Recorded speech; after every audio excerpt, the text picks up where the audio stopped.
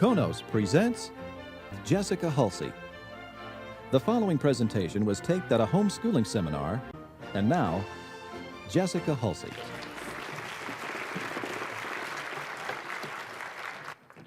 Thank you. I want to talk to you today about how you balance homeschooling and your home.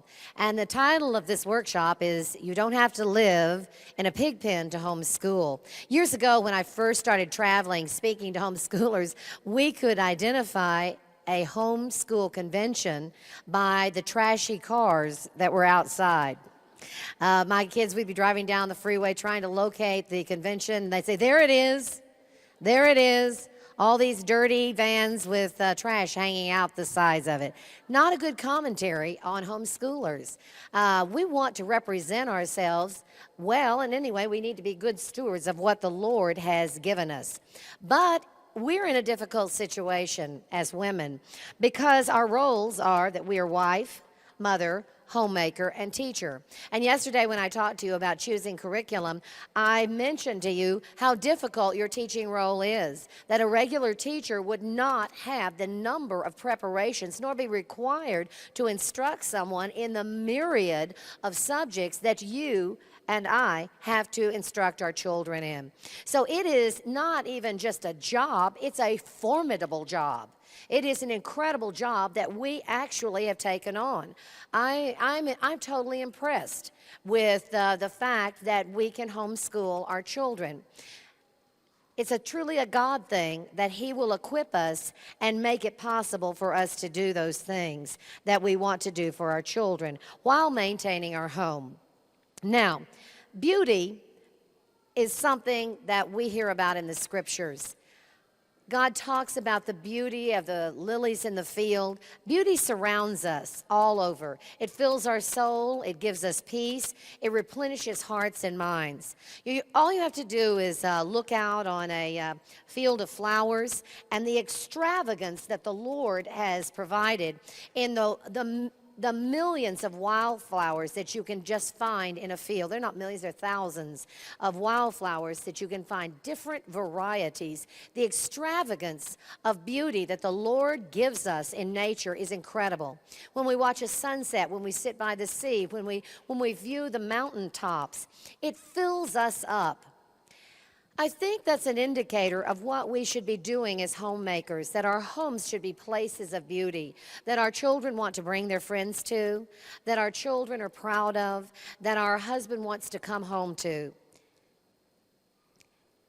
I can think of one time when we were building our house and we put our old house on the market, and it sold in one day. And so we were sort of in a pinch as to where we were going to live because we had intended to buy land out in the country and build a home.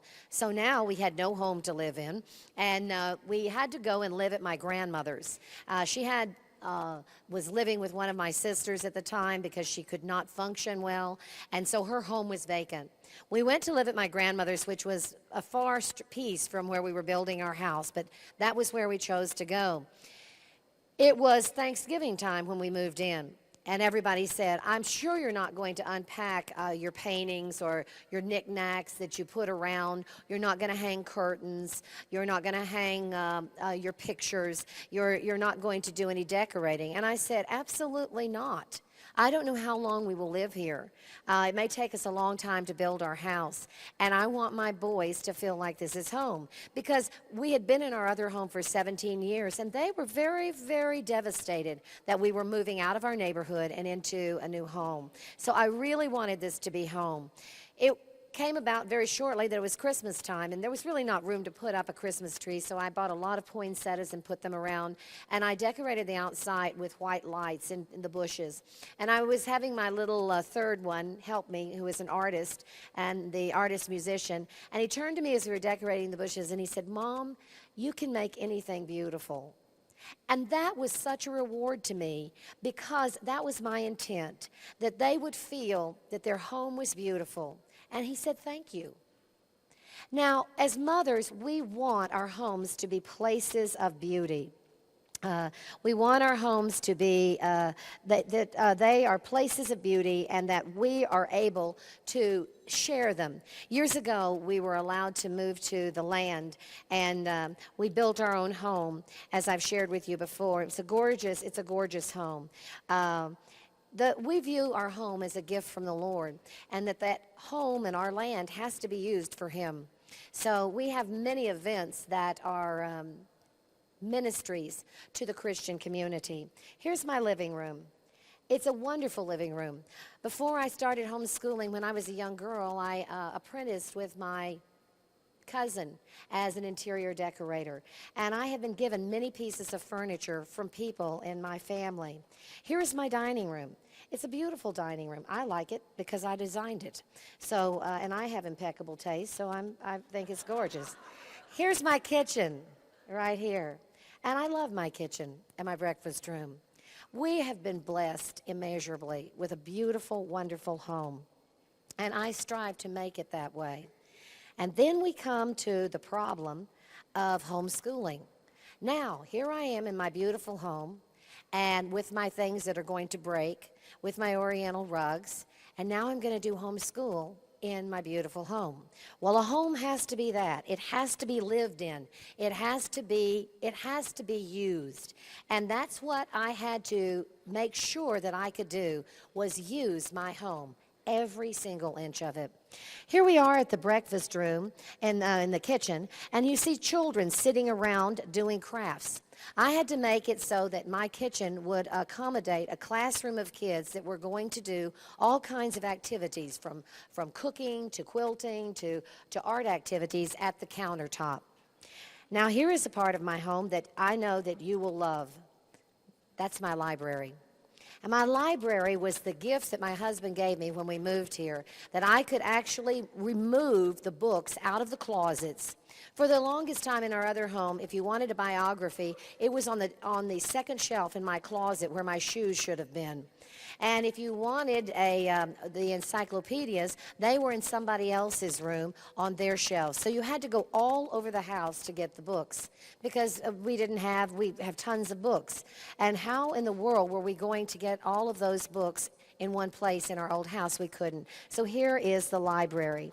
Now, we come to this homeschooling and our home, and we say, we've got a problem.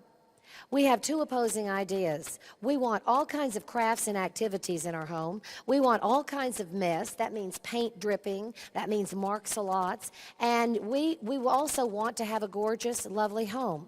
So I love Scott Fitzgerald's quote, "The test of first-rate intelligence is the ability to hold two opposing ideas in the brain at the same time and still retain the ability to function." Now, that quote is Fitz's mother's, because mothers are the best at holding two opposing ideas in the brain at the same time. They don't hold two, they hold 20. The husband comes home, he says he'll help with dinner. What can I do? And you say, honey, could you just make a salad? He goes, he opens the refrigerator, and he stands there. He doesn't move. He's forgotten what he was doing. Lettuce, bottom drawer to the back. Be sure you wash it. At the same time, you're stirring the soup, and you have just picked up the toddler who is demanding that he be fed, and you're instructing everyone in the house and in the kitchen, telling them what to do. Because mothers are the best at holding 20 opposing ideas in their brain at the same time, and are still able to function.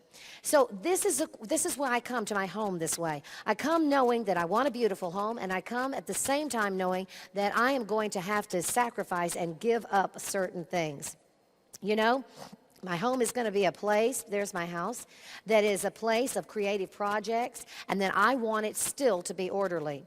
Remember I talked with you earlier about that you have personality traits. Well, I'm a lion, and I'm also a beaver. So I am going to make everyone in my family do chores. I want the chores, the beaver is going to want an orderly home, and then the lion is going to demand that everybody do it.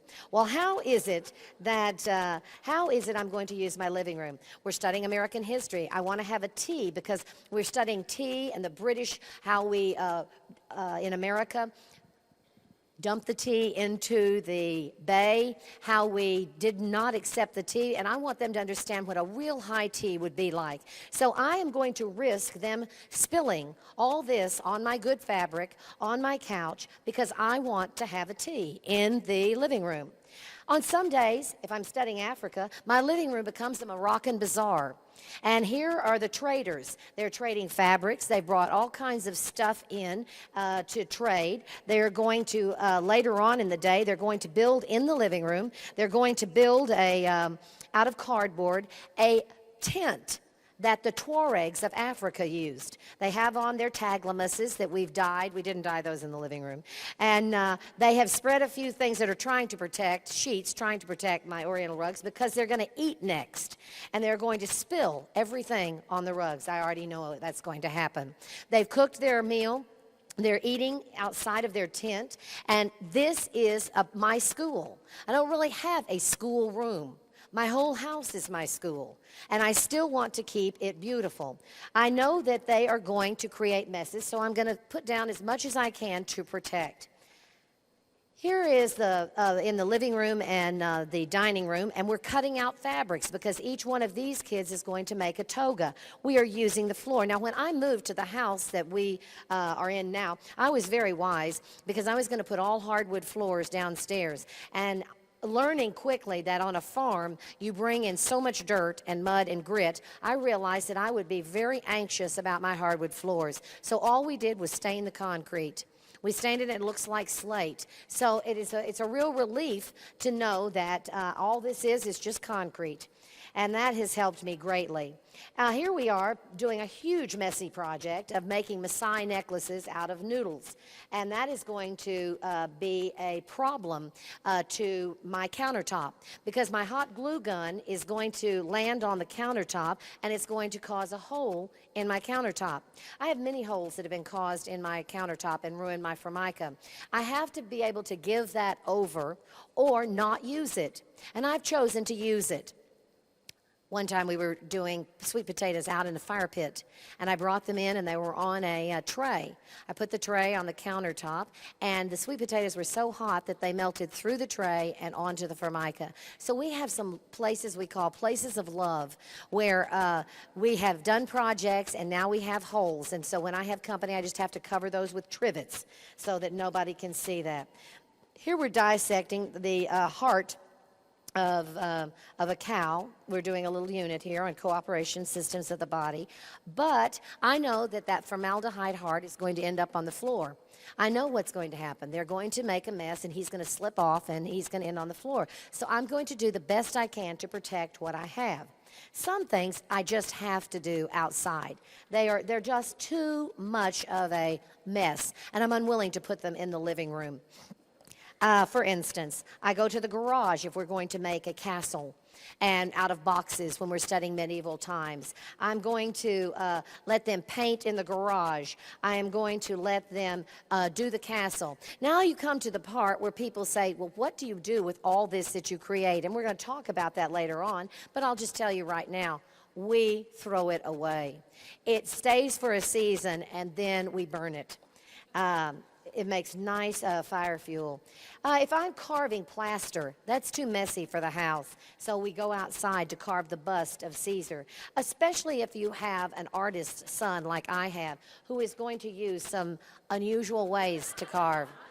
He decided it took too long to scrape away anything, so he went to get the weed eater, and he chiseled down his in about 5 seconds. But yeah, that's working with that creativity, you know. And then, of course, who does the cleanup? They do the cleanup. They do the cleanup. They are going to have to do the cleanup. Because my favorite phrase is this: many hands make light work. And that means that their hands are doing the light work. And they are cleaning up. That's part of their training. Now, you and I know that if you went to a public school, you would have a theater department, you would have an art department, you would have a music department, you would have all of these different departments. But in our home, we have to bring the school out of another building and put it in our home. We have all kinds of crafts and things that we have in our closets. We have saved egg cartons. We're saving little Tupperware, plastic cartons, because we're going to build something. I can remember when we were studying Russia and we wanted to build St. Sophie's and have the turrets St. Basil, excuse me, and have the turrets on top. I saved all kinds of toothpaste box and cheese boxes and cereal boxes and cracker boxes so we could do that. So we are constantly saving things as homeschoolers. Where do we put all of this? Well, we have a home that we're running anyway, and we're probably cramped. Not everybody gets to have their own bedroom, and we're already sharing bedrooms, and we have all those books that we would have in a library. All of those school things have to be put into our home. So what are the organizational tools that you use in both organizing your home and organizing your school? And that's what I want to talk to you about. I want to talk to you about how you organize your school and how do you organize your home. For many things that you have in your home, you may be using the garage. For many things, you may be using the kitchen. For many things, you may be using the living room and sitting on the couch. I can remember one time when we went to Louisiana on an excursion with another family that we were homeschooling with. This was a little excursion trip. Somewhere in our trip to Louisiana, we saw a billboard that said donkey basketball played in Samuel High School this evening. And we looked at each other, Margaret and I did, and I said, why don't we go see donkey basketball? Let's see what it is. So we went to see donkey basketball, and donkey basketball is where the donkeys come into the gym, and they put these rubber shoes on them, and then people ride the donkeys. This is one team of donkeys and people, and here's the second team, and they compete with doing basketball. When we got to the gym, it was so nasty and it was dirty and everything. And my oldest son, Jason, leaned over to his friend, Tommy. They were probably about 13 years old. And he said, can you believe anybody does school in here? God, this is terrible. And Tommy leaned back to him and he said, yeah, but think where we do school. We do it in your garage with the trash, the gas fumes, the kitty litter box, and all the other stuff that's there. So we have a school room that is not actually a school room. So here is what we're going to do in order to maintain organization. We're going to plan and delegate. Now write those two words down because we're going to talk about how to plan and delegate. First, let's talk about the home. And how do we plan and how do we delegate in our home?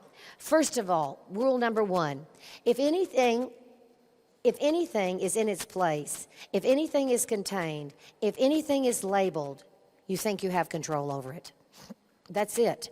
You have to have things labeled, you have to have things contained, and you have to have things that actually have a place to go. And this does not have to be expensive. Now, I can tell you that my father-in-law was the master at creating a place to go. He had a tool board that he had in his garage, and he didn't just hang tools up. He made outlines of the tools with black contact paper. And he was such a perfectionist and had a lot of time on his hands, let's say that he made the wooden handles out of wood grain contact paper. And when it came to the saw, he used pinking shears to get its teeth. But do you know what? I want you to understand from that, not that we're going to make tool boards like that, but can you see how easy it would be if somebody was helping him, that they would know where the saw went, that they would know where the hammer went, that they would know where the screwdrivers went in this little row in front where there were holes drilled? He had a put place.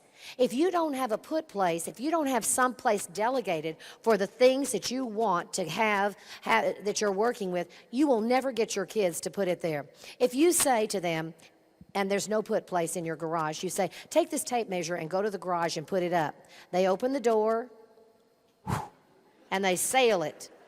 They did it. They got it to the garage. But if you say, go put this up where it belongs, and it has its exact put place, then you have a chance. I have 15 or 16 kids in a class. I have a closet. Every one of the items are labeled as to where they go. so that when I say go put this up, there is a chance that they are going to get it right. I have increased the chance exponentially.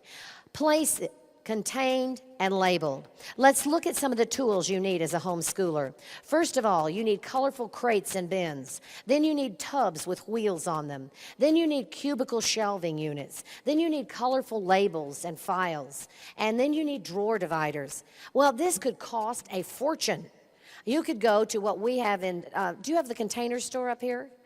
No, the Container Store is exactly that. It sells all these expensive, wonderful things, and they're great. I just love them. Every time I go in there, I salivate because it's exactly what I want. You know, I'm lusting after, 5 different colors in containers to contain things. What are we going to do when we don't have the money? We're going to use boxes and old oatmeal containers, and we are going to write on them with marks a lot. We are going to create our own containers. We are not going to be able to afford all the containers that have all the cutesy little things on them that and are made out of plastic.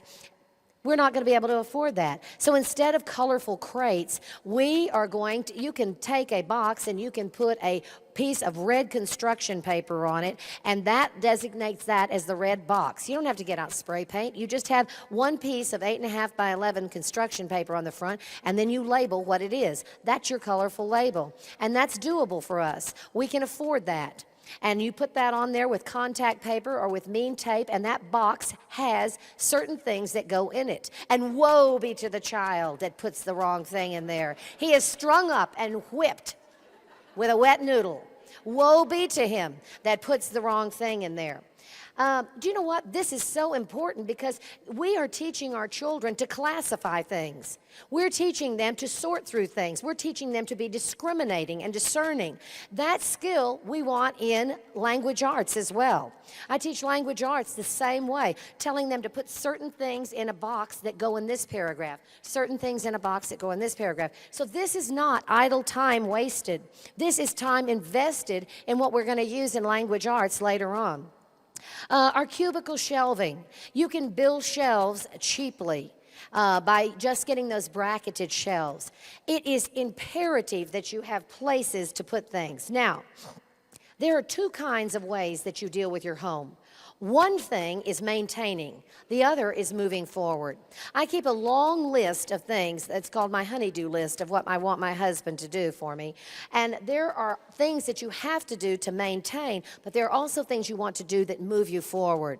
And during the summer, I'll say to my husband, if I had a set of shelves in the garage where we're doing this, that it does not intrude on what you're doing, I would really have a better chance of staying out of your way in the garage and keeping my stuff on those shelves. Well, of course, that appeals to him. So he immediately tries to figure out how we're going to get those shelves, whether we're going to go buy some from Walmart or whether he's going to construct some or what. But that is a moving forward. Maintaining are the list of chores that your children do every day. We've got to clean the bathrooms, we've got to do the laundry, we've got to sweep, we've got to do all of those things. Now, how do we keep up with our home? Well, here are some tips. First of all, mothers, rule 1, get up in the morning before your children do and start breakfast. Now that, if you have babies, that's sometimes that's virtually impossible. Not just start breakfast, start dinner. That means you take out whatever is frozen, and then there is obviously a hope that there will be dinner. And you're not going to be scurrying around at 4 o'clock saying, oh, we should have dinner. Now, if you ever do get to that point where you're at 4 o'clock and there is no dinner, here's one of my tricks.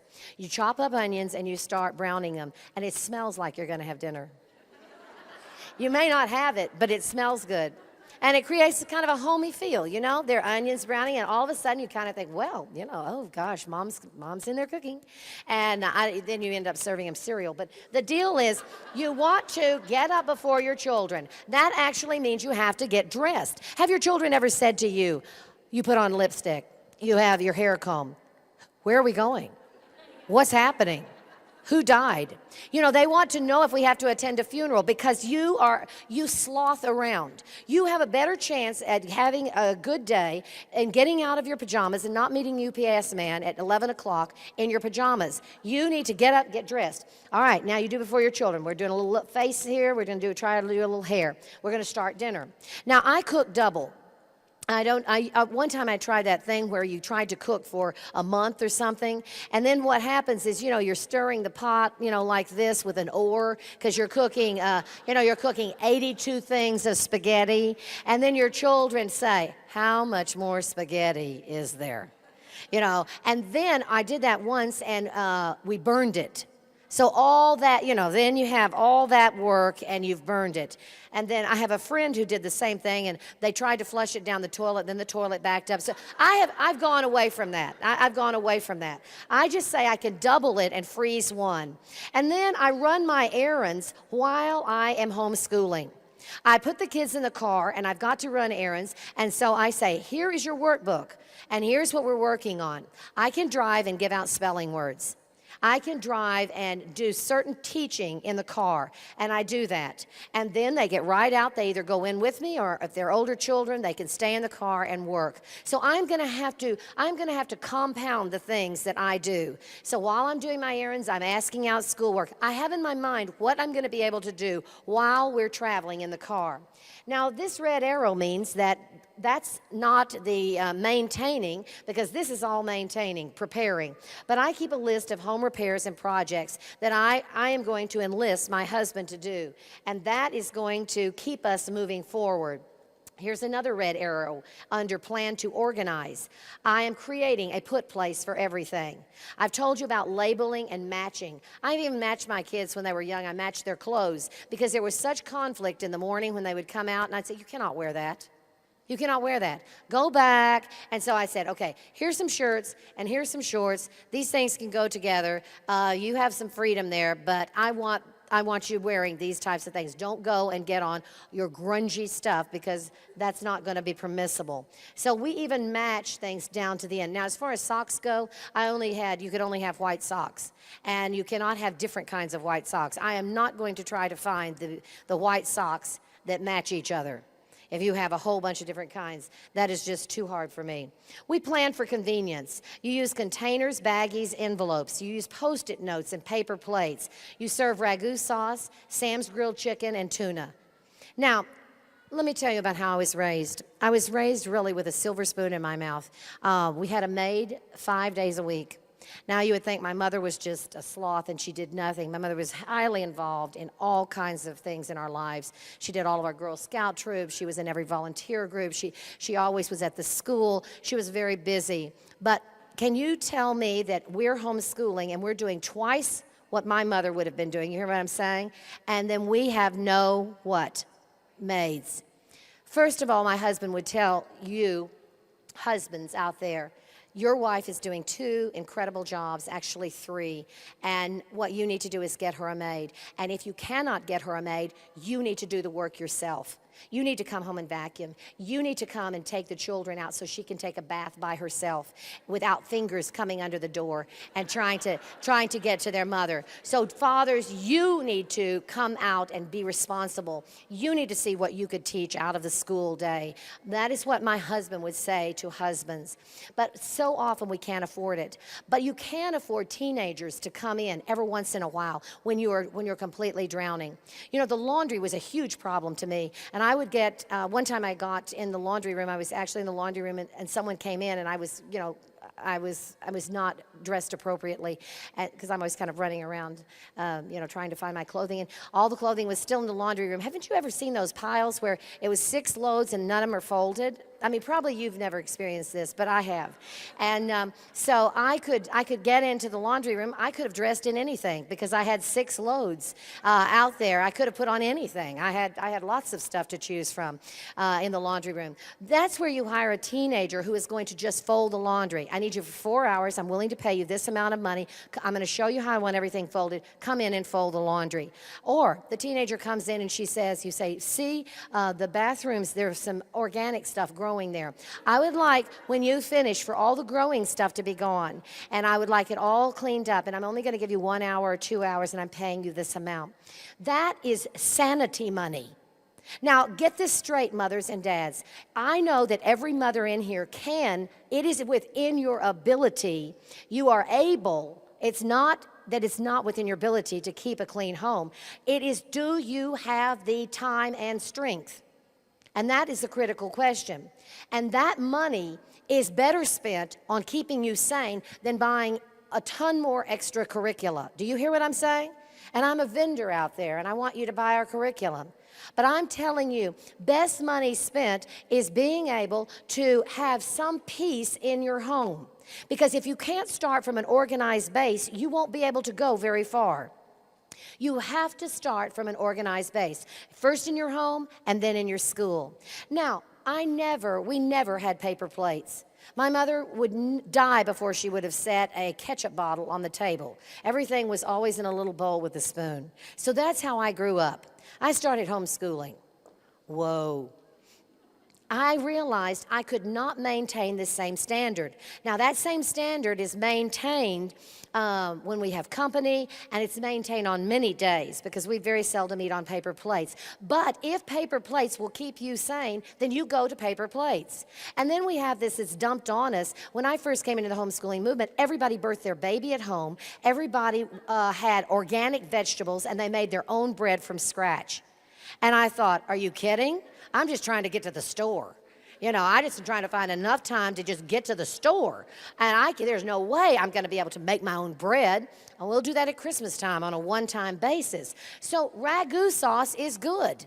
It's kind of nutritious. And Sam's grilled chicken, that's good. So you can't go whipping yourself that you're not cooking gourmet meals and everything from scratch. You've got to ask yourself, where can I get some relief?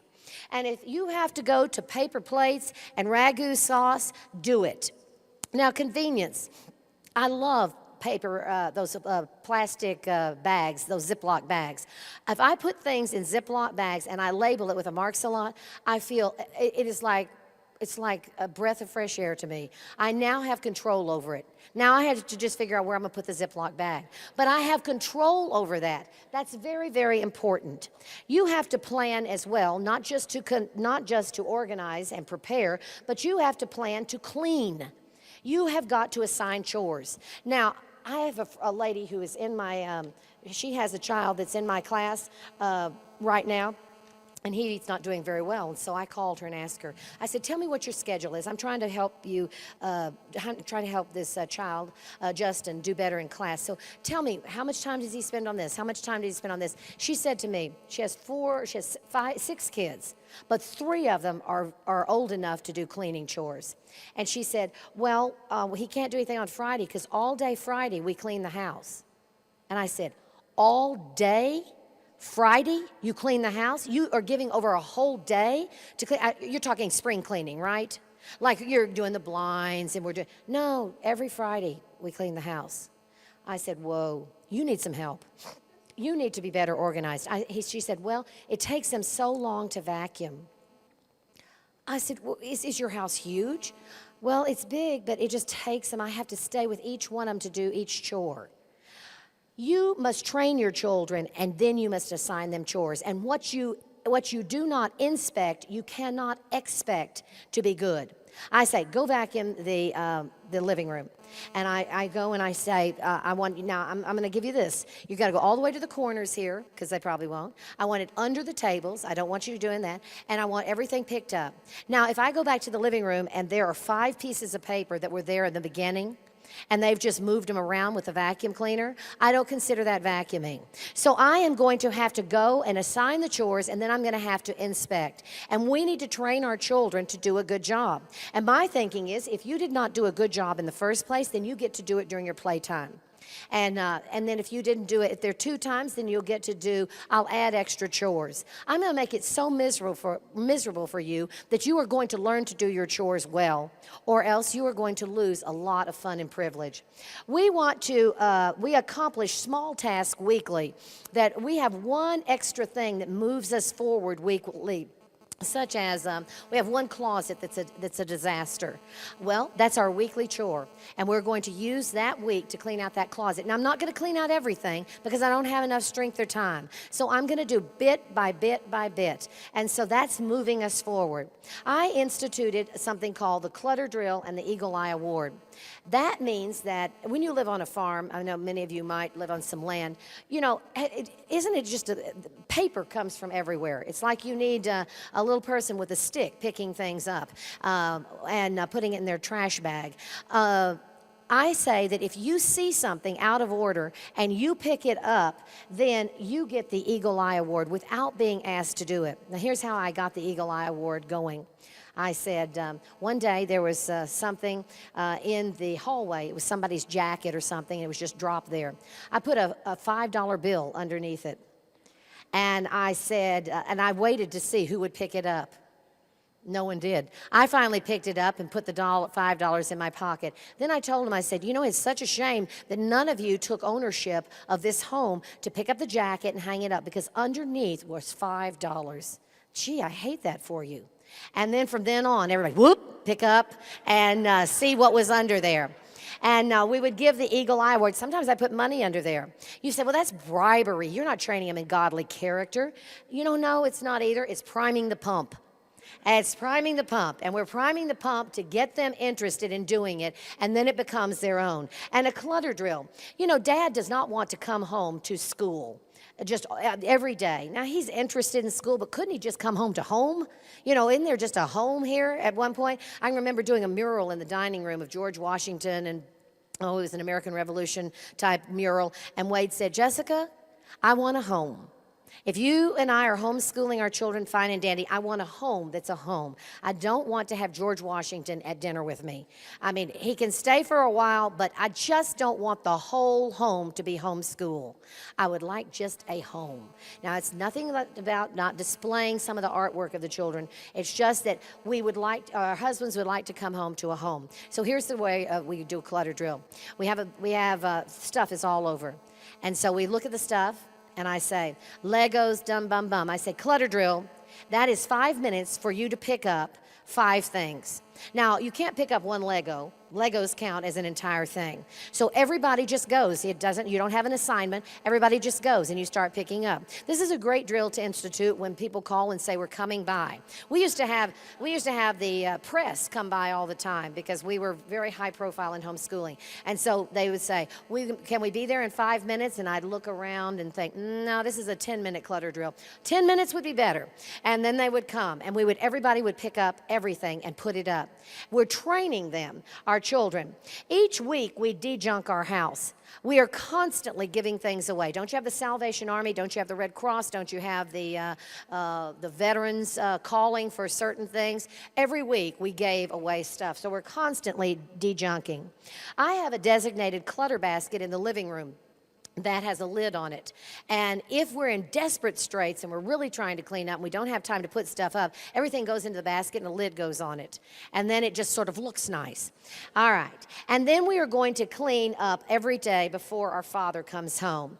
Now, what about, if that's our planning and that's our game plan, what about delegating for our home? We are going to delegate in what we've already talked about, in delegating chores to our children.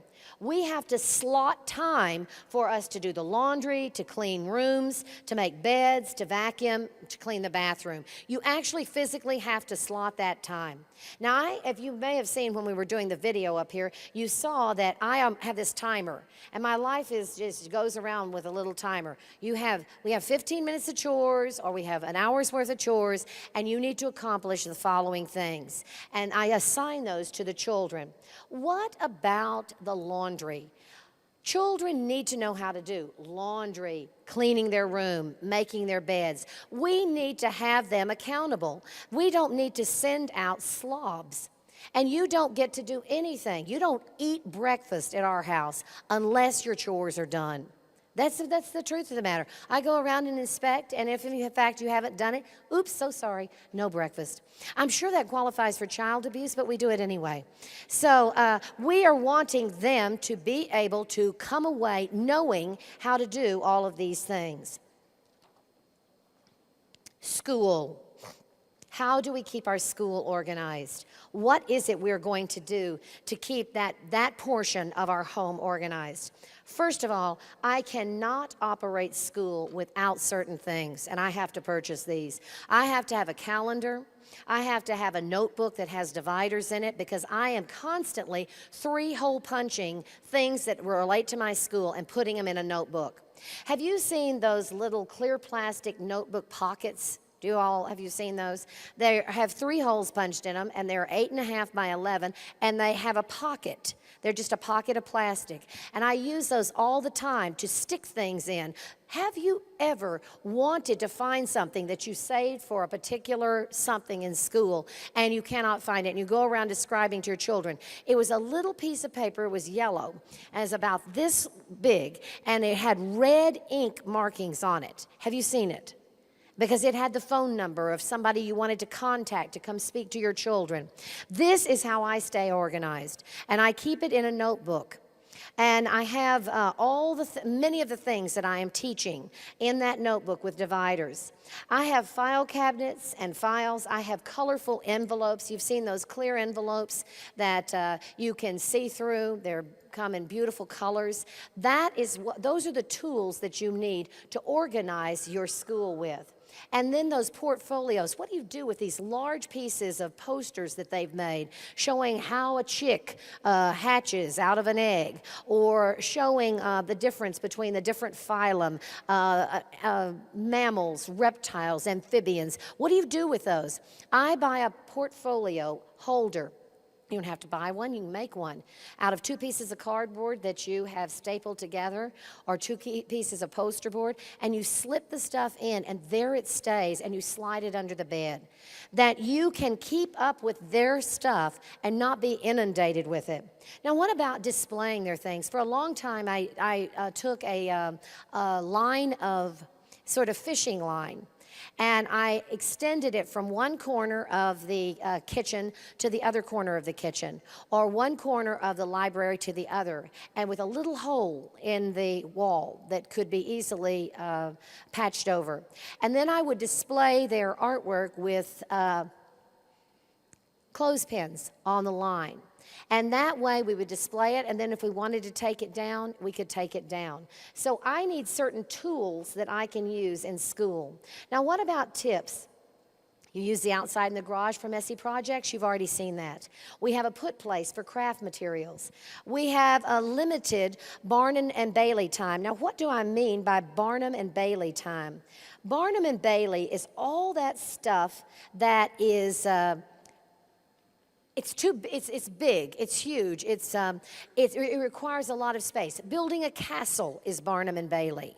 If I was studying Indians and I ended up wanting to make a teepee, and I went to Home Depot and I got a bunch of PVC pipes for the uprights of the teepee, and then I bought a drop cloth for the kids to paint on and draw on and make the surround of the teepee. If I was doing that, that's what I call Barnum and Bailey. So I'm going to limit my Barnum and Bailey to specific times. I am not going to do Barnum and Bailey when I have another event happening. Let's say in our curriculum it will say there are 2 choices here. You can learn the parts of the ear out of the encyclopedia and draw it, or you can build an ear under the dining room table that you crawl through. We're having company tonight. What do my children get to do? They get to learn about it in the encyclopedia and draw it, because I am not giving the dining room table over to an ear. I don't care what their learning potential is. Too bad. That will be another day, or we're skipping that. So Barnum and Bailey has only certain times that I'm allowing. Now, let's look at these. Here are the crafts that have to be outside.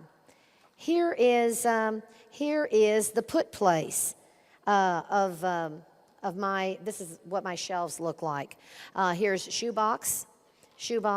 Here's some baskets I had, and they're labeled. It keeps my scissors, my glue, my pencils, my rulers, all of that together. And so I am going to use those things for keeping organized. So, school tips: use the outside, have a put place, limit your Barnum and Bailey to specific times, and then you keep your crafts just for a season. Sometimes you take a picture of your craft and then put it in the trash. Now, I know what it's like to put things in the trash because they find them. You know how they find them and they go, "You're throwing away this?" So I always just, I put it way, way down at the bottom. And then, a lot of tomato sauce or, whatever else, a lot of, yucky stuff so they won't go, ferreting around for it. So we take pictures. Here's a craft that was special. We were studying Texas history, and this is a piñata, a longhorn piñata. That's a very special craft. These kids were making cactuses, piñatas. Those were very special. Here was when we were doing China. We made a kite, a Chinese kite. Those crafts we save for a season. They may be up in their room for a while, and then after the season is over with, and we have a nice picture of it, we get rid of it. There are other crafts that we do not ever get rid of because the crafts were so special. When we were studying Russia, some crafts are forever. They painted their own Matryoshka dolls that come in the Russia kit that we have. And these are things that they will save forever. We're not going to be able to get rid of those. And then we did the Bayeux Tapestry. I wouldn't get rid of these on a bet. These were precious things, and we'll save those. But I don't have room to save everything forever. We have Cindy's dress that took 80 hours to create. That doesn't go in the trash can. These are going to be things that we save forever. When I'm doing my backdrops for some of my plays, and I know I'll teach it again, I wanted something that looked like the Parthenon, but I don't have enough time to make a Greek or a Roman building. And so I had Rhett just paint one on cardboard, and I save that, and every time we study Greece, that comes out, and then we have the little frieze that goes across the mantle. I save those, and I use those every single time. So we're going to save certain things worth saving. Now, what are our school tips again? Use the outside and the garage for messy projects. Have a put place for every craft and your craft materials. We want to limit certain things to Barnum and Bailey, that's specific times. We want to keep crafts only for a season. And then let's look at this last one. I taught in public school for 5 years. Public school has something that's called Staff Development Day. And the kids don't come to school on that day. And the parents, the teachers go to school on that day, and they get prepared. And what we need is Staff Development Day. Staff Development Day is a day that you say, you know what, I'm not teaching my children. I cannot teach them. I am so behind. Everything is such a mess. And so you say, here's a video, and I hope you'll enjoy it. And by the way, here's Monopoly. I hope you learn something about the economic system while you're playing Monopoly. You just give them over to not doing anything, and you develop you. That means that it may be that you're sick. It may be that you're behind. It may be that your house is such a mess. You've just had 80 people over for something and everything is a mess, or you're preparing for 80 people, or something massive is happening and you can't go forward. Go ahead and admit you can't go forward.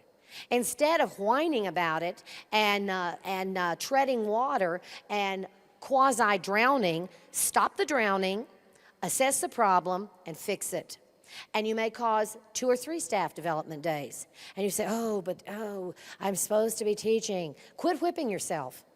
Look, just call a staff development day and develop yourself. Whatever it is that needs to be developed, if it's the 6 loads of laundry that need to be folding, fold them. Because you will feel so much better about everything and you will be able to go forward. Now, having taught in public school, I know not only about staff development days, I know what kids are learning in public school. And you think, they're at school every one of those days and they're learning so much. And and here I am, and now I've called a staff development day, and I just can't go forward, I'm not doing well, and you're fretting. Look, there are all kinds of assemblies that they have at school.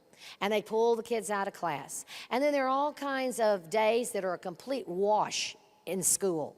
They're a complete wash, and nothing really gets accomplished. So now, here's my formula. Look, if you have 5 good months, 4 medium to bad months, you've had a great school year. You've had, that equals 9 months. That's it. Okay, now let's talk about your 5 good months. Name them. September, October, November, December. Nah, don't even do homeschool. December.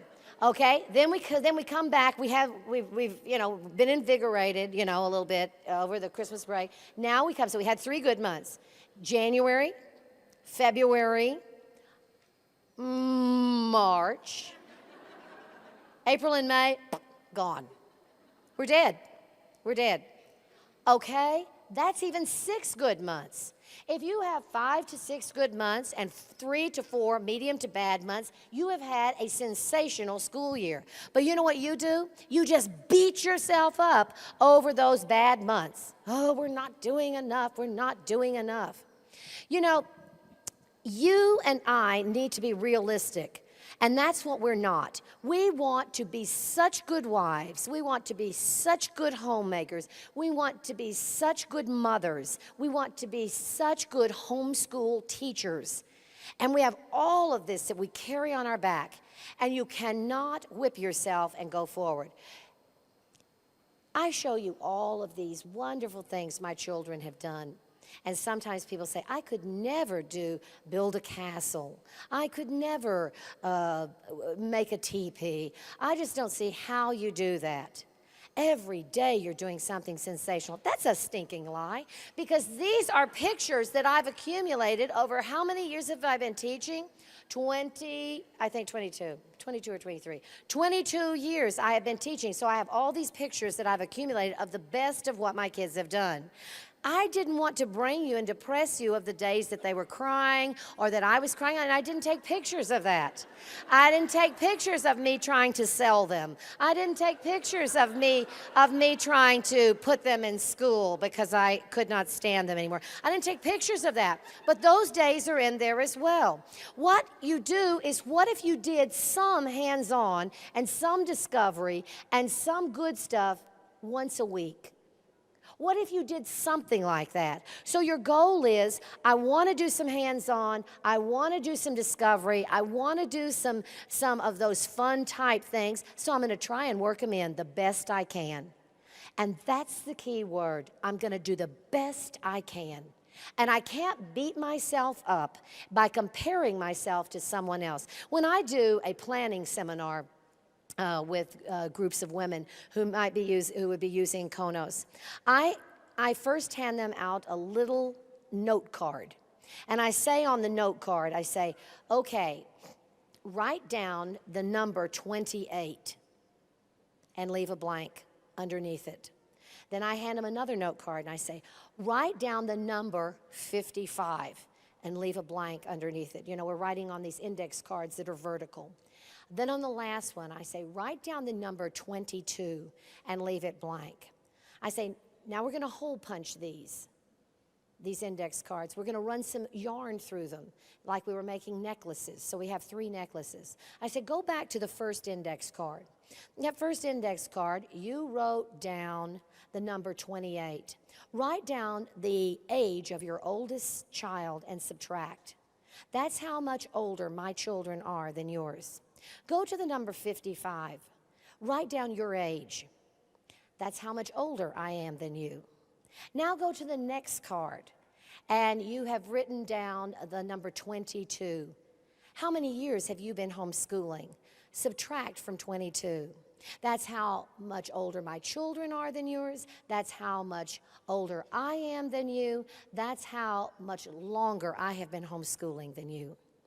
I want you to keep that in mind. I would tell you the same thing about your house. You have the desire to keep your house clean. You're working toward that. You have the desire to teach your children. You're working toward that.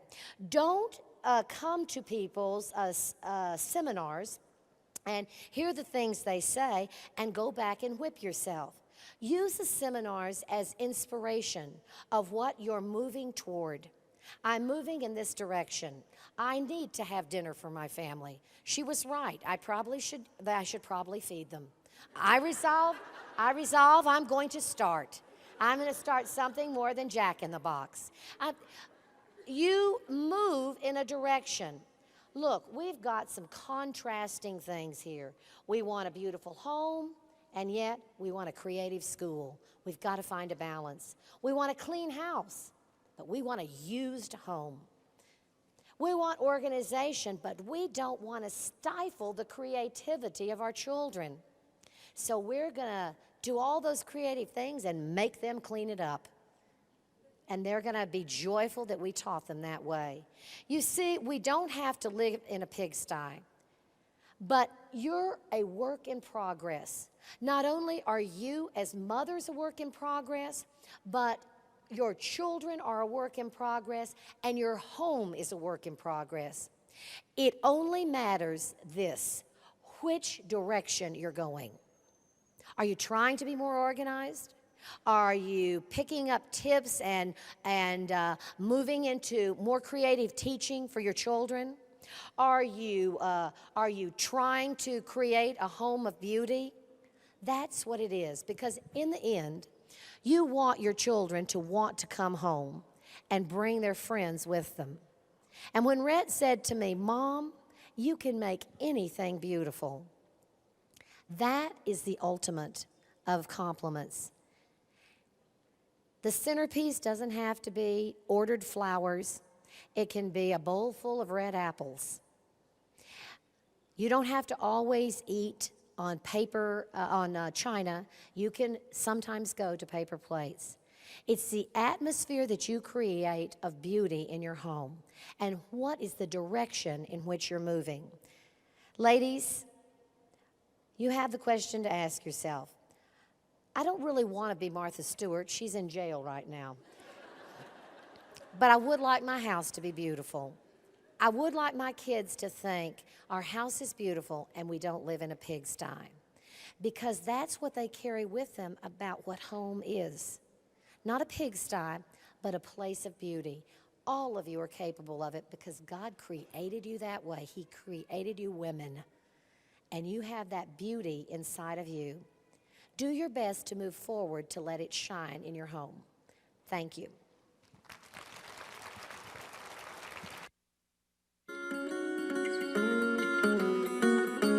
Everyone, climb aboard, 'cause it's time for KONOS, KONOS.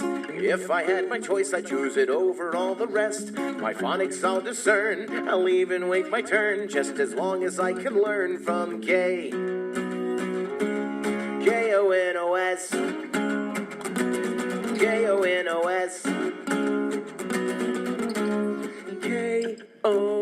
K-O-N-O-S, K-O-N-O-S,